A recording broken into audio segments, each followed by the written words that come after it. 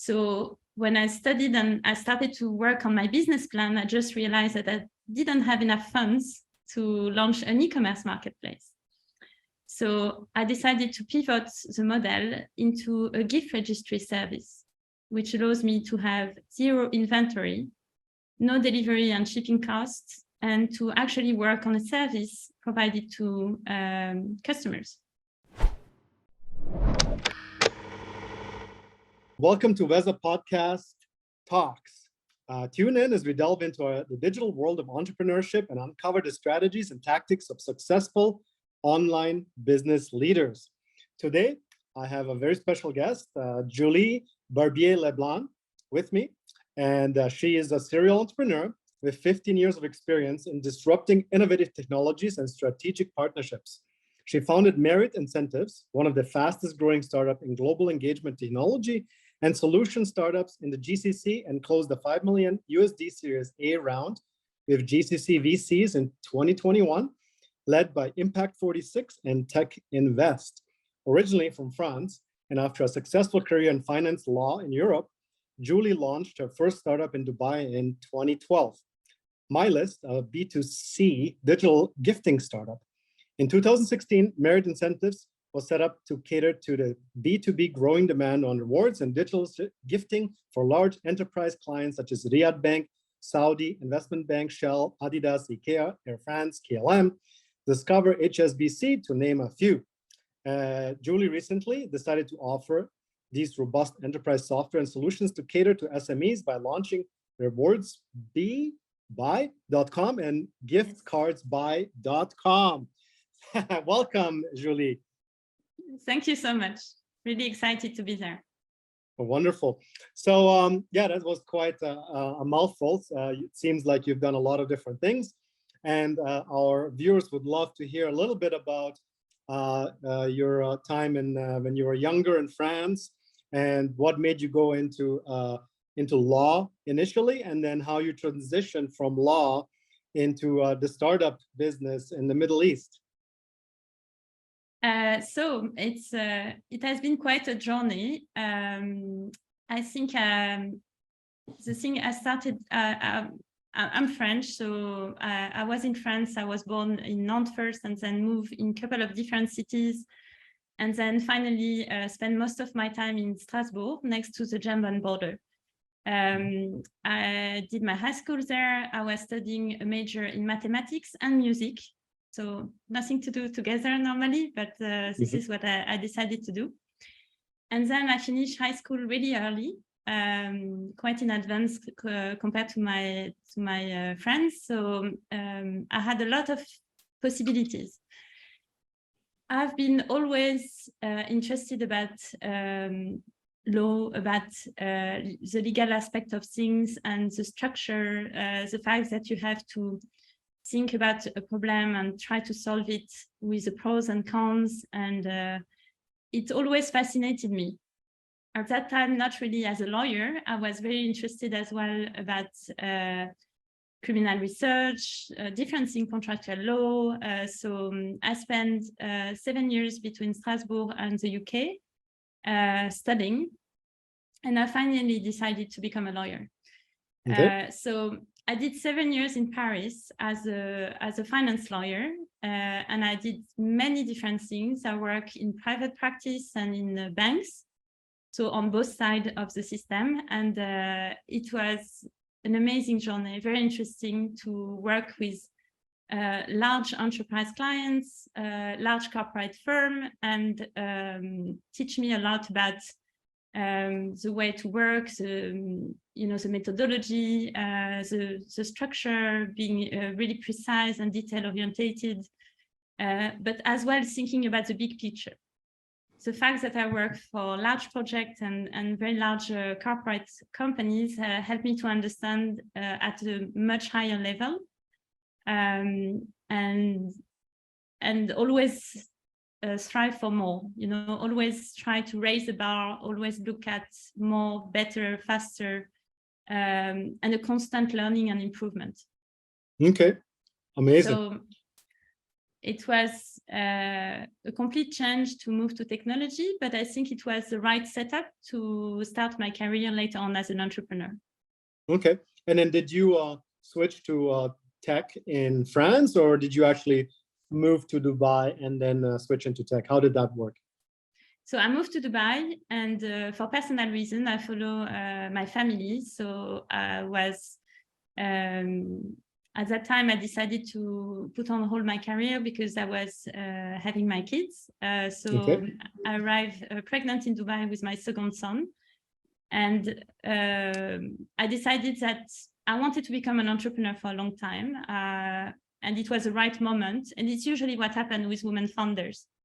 It's a moment when you have a maternity leave where you take a break, you think about what you have done in the past and what you are expecting for the coming years. And it's a good moment. You already stop for some time. So it's a good moment to jump in the entrepreneurship zone. Really, I was thinking at that time that I will give it a try for 6 months. And I really thought it would be 2-3 years maximum. And I'm there 13 years later. So it's kind of addictive. Once you have started and you like it, it's very difficult to go back. Absolutely. I mean, we have a lot of entrepreneurs. Most of our guests have been entrepreneurs, startups, and it's always the same thing. Most people say exactly the same thing. It's 6 months. I'm going to try it out, see how it goes, and then 6 months turns into 6 years.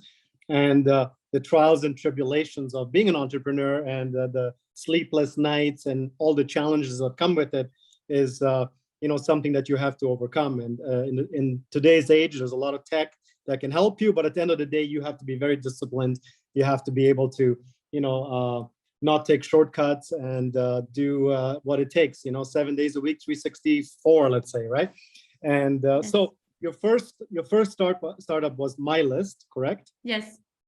And so walk us a little bit through that in terms of how did you start? What were your first things that you had to do? And did you finance it yourself? Did you have somebody that came in and gave you some funds? How did that work? So I started first. So when I moved to Dubai, I was trying to find an idea. It's difficult because everyone tells you the idea is very important and you don't want to start with an idea that you are not passionate about, So I tried to find some things that would be of interest for me. And I've always liked technology. I was always passionate about technology, gaming, strangely, even when I was a kid. So I wanted to work on an online project. I had no understanding and no background, and I had to learn from scratch. And the first idea was to create an e-commerce platform. At that time, back in the day, so in 2011, when I started to study what kind of company I could launch, there was almost no e-commerce marketplace in Dubai. You had the equivalent of Amazon and a couple of small e-commerce websites, but very few. Payment gateway from bank was a massive challenge because no one was really giving you access to payment gateway. You have to pay a huge deposit. Setting up a company was extremely expensive and very complicated at that time. So when I studied and I started to work on my business plan, I just realized that I didn't have enough funds to launch an e-commerce marketplace. So I decided to pivot the model into a gift registry service, which allows me to have zero inventory, no delivery and shipping costs, and to actually work on a service provided to customers. So the idea with My List was to create a gift registry for special occasion. With 85% of the population being an expat community, they still celebrate weddings, they celebrate birthday, group gifting, a baby shower, for example, and they have family and friends all over the world. So the idea was to allow them to create a wish list of things they need for their special occasion and allow people to pay from all over the world, which was, I didn't realize at that time, was maybe one of the most challenging things because it was not exactly domestic payment or domestic service. It was really from all over the world. but it was the right foundation for what we do at Merit at the moment. And amazing. We started from zero. I hired an agency at that time in France. I put a couple of $1,000s at the beginning to kick off. And literally the first 18 months were mainly exploring. Amazing. Really good story. I love, you know, the call it the rags to riches, whatever you define riches at, you know, and it's really cool to hear different people's experiences. So I know Dubai has come a long way from even 2011, 12, you know, especially last couple of years. I mean, that's all you hear now, Dubai, Dubai, Dubai. Everybody's moving there. All the money's moving there. Crypto, they're accepting it. You know, Bugattis, Ferraris, it's crazy. You know, I've been there myself. I love the place. It's very cool. However, probably the question that you get the most is, as a woman entrepreneur, everybody thinks that, you know, the Middle East is very sexist, so to speak. And so what type of challenges have you experienced, if any at all? And, you know, how has that worked? Because a lot of our viewers are also female, and there's a lot of females in the startup community now, which is really cool. So how did that work for you? Like, can you walk us a little bit through that? Mm-hmm. So surprisingly, I faced more challenges in Europe than I faced in the Middle East. Interesting. So it's a culture of respect, and it's a culture of respect for women, for mothers, and for people that are hardworking and entrepreneurs. So if you are able to prove that your idea works, people are extremely welcoming. I signed my first seed investment pregnant of 8 months. Wow. So, and I told them, I'm like, you know, guys, either we sign now or we have to wait when I come back. It was my third child, so my daughter. And I was a sole founder, expat, with 3 kids, woman entrepreneur. Like, I tick $0. And I told them, listen, we can wait and I come back after my maternity leave. They said, no, we are okay, we are fine. It's part of life and it's not an issue. Amazing. When I was a lawyer in France, it was much more complicated. I faced passive-aggressive comments. You know, there is a limitation in your career or progression once you start, not because you are a woman, but once you are raising a family. And I think this mindset, I've never experienced it in the Middle East at all. I opened my company as well. So we expanded. Once we set up Merit, I set up Merit in 2016. Then I expanded to Egypt, 2016 as well. Then we started to expand in the region, Kuwait, Oman, Bahrain, Qatar. And then I opened Saudi Arabia in 2019 as one of the first Western women to open in our own name. So we didn't have a partner. We opened as a foreign investment company. And at that time, everyone thought I was crazy to go to Saudi and to open, like even to travel there. Amazing. So it's actually, I wouldn't say it's an advantage. We are still, women founders are 2% of the funding in the world. In our region, the recent statistic, I think I saw 0.1%. But it's a mindset, and I'm really happy to have set up my company in Dubai and to have expanded, not only in the region, but globally. Incredible. I mean, it's really refreshing to hear that, because again, like I said, I think the majority of people would think the opposite. And I think the key word that you said was respect. And I think when people respect each other, they respect each other as a human being rather than, you know, you're coming from here, you're a woman, you're this, you're that. So I think that's amazing. And I think the fact that, I mean, you have won so many entrepreneurial women's awards, which is really impressive. You know, that's really good to see, because I bet you there's a lot of women that want to start companies wherever they are in the world, and they would probably never choose to go to Dubai. But, you know, the things that I've heard from friends and even business associates about Dubai is just incredible. So I think Dubai is the future, at least for the next 30, 40, 50 years. I see them doing opposite things of what, call it, the Western countries are doing, and it's absolutely working. And I think with the entrepreneurial spirit that we have, it's something that's music to our ears. So that's really, really amazing. You know, I love to hear that. So that's fantastic.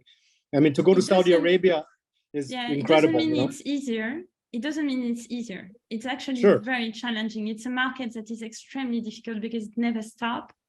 It's constantly on the clock working, and there is a high competition, and it's challenging as a market. I'm not saying it's easy come and it will be so easy for everyone. Nothing is. But what is interesting is that mindset have changed. I'm not saying it was like people give you the trust at the beginning. I had to, maybe that's why we raised our Series A bit later. Because first we went with angels and we proved our worth. And I remember my first Saudi investor, he told me, so we signed the contract. He looked at me and he said, I've never invested in a company led by a woman. Please don't disappoint me. And I told him, I've never had a Saudi investor, so please don't disappoint me. And he laughed. And then we started to move things forward. And it's a question of understanding each other's culture. I'm also respectful on my side to understand that I shouldn't be offended sometimes by certain comments, or actually they don't make so much comment, but I mean, I need to be mindful. And it's important for me to embrace the culture as well. Right. And that's really good suggestions. I think a lot of times we are so set in our ways that, you know, people, especially again, you know, in the West, are getting offended by everything. And I think that, you know, to move forward, you can't be offended by anything, really. I mean, certain things, sure. But I mean, you have to, you know, plow through the different people and different attitudes and whatnot. I think that's really, really good advice. So I know that in September of 21, you raised Series A, 5 million USD. So yes. What congratulations, that's really amazing. So can you walk us a little bit through what it took to do that? You know, did you go, you know, knock on 1,000 doors, or was it, you know, was it easy? Can you walk us a little bit through that? Because, you know, that's probably really interesting. So what is interesting is with Merit, so we started to grow in the region from, we set up end of 2016, and then we grew up to $5 million in 2019. When in 2019 is a moment when we enter as well the Saudi market, where we actually expanded into the region, and we significantly grow our revenue, because in 2020 we multiply our revenue by 350%. Wow. And we break even. So we had a couple of small conversations before with VC, and when 2021 arrived, I had a couple of companies actually from abroad and from the region that come to me and wanted to acquire. We never really had investment before. It was small seed investment. We had $2.5 million, but it was along the year, so it was not really significant. And what was interesting is that I asked myself, okay, if we have done that without investment, without really investing in the technology itself, without pushing it forward, and the market is ready, there is a right product market fit, maybe it's the moment to as well expand. And for me, it was important as a founder and CEO to grow as a leader and being able to go to the next phase. I could have stopped there and just join a large company and do the next phase, but I like the challenge. And I had a chance as well. We had opportunities to raise from abroad. And I said, no, if we really want to educate the market, if we want to actually show an example as well for women founder and everything, better to raise with local VC. And so we can educate about our product, educate about having women founders, educate about a different way of you know, moving technology at a global level. Because what we have done, we are headquartered in Dubai. now actually relocating our regional headquarters to Saudi. But we have a global business. More than half of our revenues is global. We have clients from US to Australia, and we cover 120 countries globally with a merchant network of 5,000 brands. Amazing. So amazing. We are more and more attracting clients that want to run global program. We are a good connection between the West and the East. Mm-hmm. And the way we know how to manage our technology in mature market or in emerging markets is what makes us attractive as well for clients and large companies. Amazing. No, that's really, really, really cool to hear, and congratulations on the success.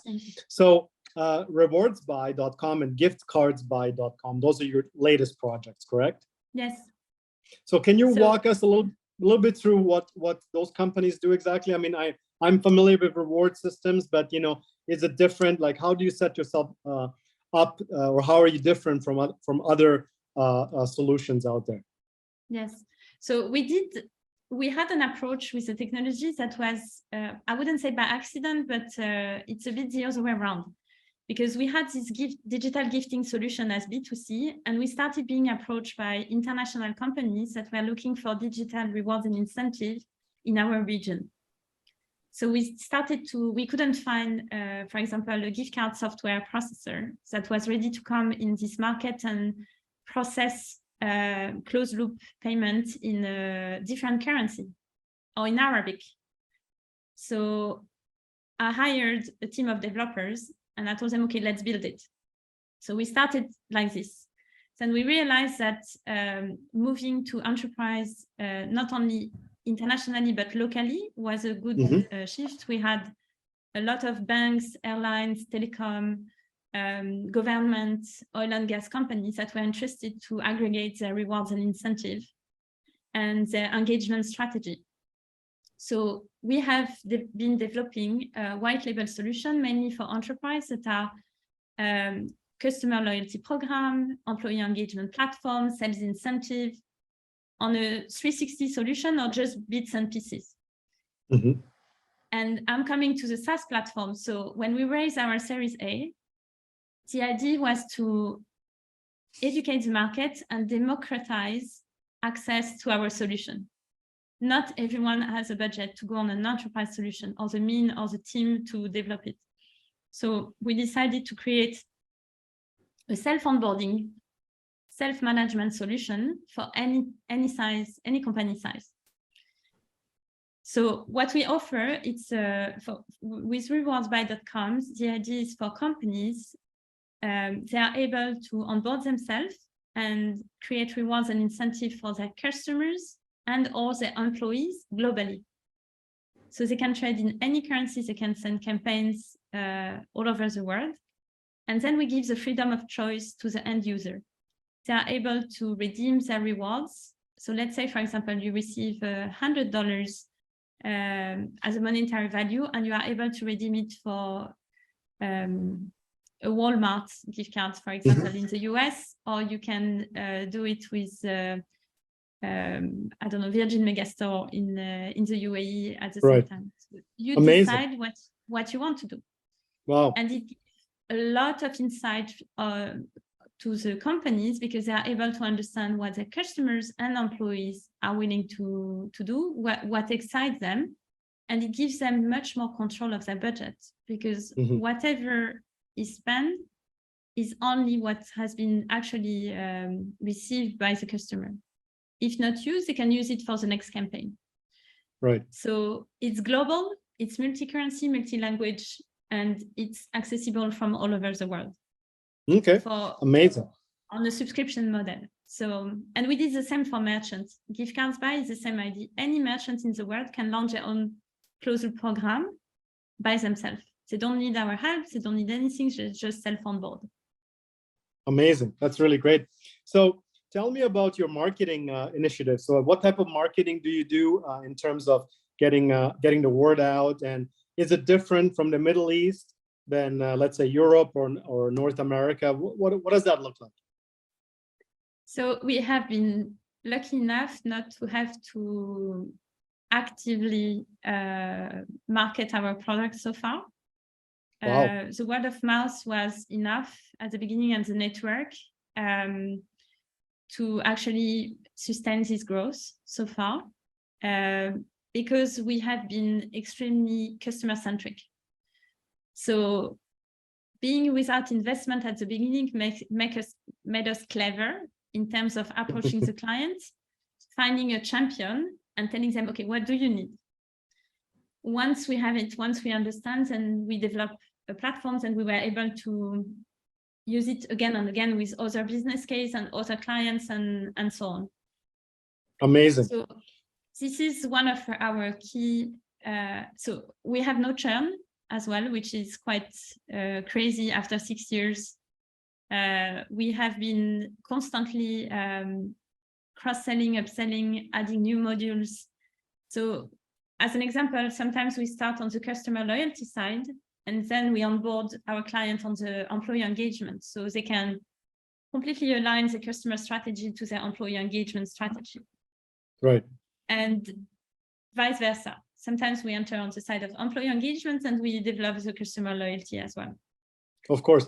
I mean, it just goes to show how important networking is and how important it is to develop these close ties with your clients and everybody that you deal with, you know. And so that is amazing. And then adding benefits as you progress in the business, as you're adding new features. And obviously people want to do business with people that have been around with them for a while. And if the product is good, you know, it's a fantastic story. So that's really cool. So where do you see merit incentives being in, let's say, 3 years or 5 years or 10 years? What's the plan? So we did, after Series A, we did a massive pivot in the company because my CTO and co-founder joined us end of 2021. He has a background from AWS and Karim that was acquired by Uber. And he came from a very deep and good understanding of scalability. So the idea was to pivot from being a service provider enabled by technology to become a full technology player. And this is what we have been doing in 2022. So this was a massive shift in terms of culture, in terms of understanding. 70% of our investment of Series A went into technology. Mm-hmm. So we can say that we have one of the most robust and scalable technology at the moment globally. And that's why we keep winning global RFP and we keep getting market shares even in mature markets. Because Amazing. We are replacing existing providers that have an outdated technology or some legacy. Yep. So this is the future. Now we just closed our pre-series B. We are moving into the next phase of the company. Why not becoming a unicorn? There is a possibility. Amazing. That is really great to hear. This is what we are aiming for. We always aim for the best and see what we can do. We still have a long way to go, but I think we have the right mindset, the right team. We have a very diverse team with a lot of different offices, and the setup is there, and our investors are behind us to continue the growth and to continue for us to grow. Amazing. Well, that sounds so exciting. I'm really happy for you. So tell us, what advice would you give a young, woman, whether she's, I don't know, 16 or 25, 30, 35, and wants to start her own company? What advice would you give them, as to how to start? Because it must be very challenging in a kind of a male-dominated industry. What would you say to them? I think you need to leverage your difference. You need also to be confident in yourself. Self-doubt is one of the biggest tools for entrepreneurs. So it's a balance. You need to be confident, but at the same time, you need to have self-doubt to continue to grow and learn. And what is really, really important, what really helped me is mentorship. Constant trying to do something better, bigger, faster, challenging myself. Anytime I feel I'm in a comfort zone, it means we're not doing the right thing. So it's kind of, you need to have this in you because it's quite stressful. I wish I was not, you know, in this constant pressure, but I think this is what makes you successful as well, if you are able to challenge yourself constantly. And for the next phase, so this is the beginning. For the next phase, it's very important to choose the right people around you. Absolutely. And what is different, if you choose only people like you, it's not going to work. That's so right. What is important is to have people that actually complement you or bring something else to the picture, and also to be open to different way of approaching the same problem. Right. It's not a quiet, we have something in French, an idiom in French saying it's not a quiet river, and entrepreneurship is a long journey. It's like a marathon. So you need to also take very good care of yourself and make sure you are ready for the long run. That's right. Yeah, I think one of the big common denominators in entrepreneurship is mentorship. I think having the right mentor is very important, or mentors. And two is who you surround yourself with, right? So they always say, you know, the 5 people you spend the most time with, you become like them, right? And I think that is, you know, really something that I've noticed interviewing a lot of people is those things that they have in common. So one of the questions I ask every one of my guests is, if you were in my shoes and you would ask yourself a question that I didn't ask you, what would that be? It's a good question. I think maybe what means success for you. Okay, what does success mean for you? I think I'm trying, so it was a complete shift, because I felt when I started, and for the first 10 years of being an entrepreneur, I was constantly unsatisfied. And I was constantly, it was never enough. But now that I see and I give back, this is one of the most important things. I'm starting to invest as well with startup. I'm starting to mentor younger entrepreneurs and so on. And I can see the value of what I've done. And it's not even for our own success as Merit or my success, but I can see that it reflects in giving back. So I feel I'm closing the circle, and I feel now it's success. I'm sure we're gonna have much more success, and we are striving for more. But yeah, at the moment, it's being able to help others. I think it's a massive success. Amazing. Yeah, absolutely. I think naturally we feel really good when we give to other people without having expectations. And it's difficult not to have expectations, because every time you do something, you're like, well, I hope to do something for me. But when you're actually giving it from your heart and giving your experience, especially to somebody that doesn't have the experience, and there's really no better feeling. So I agree with you. I think it's a wonderful definition of your success. Well, thank you so much for your time. It's been a pleasure to talk to you. I wish you all the best, and hopefully we'll have another one of these, and maybe in a year or two, and see where you and your company has gotten to. So thank you so much for being on VezaTalks. Thank you again.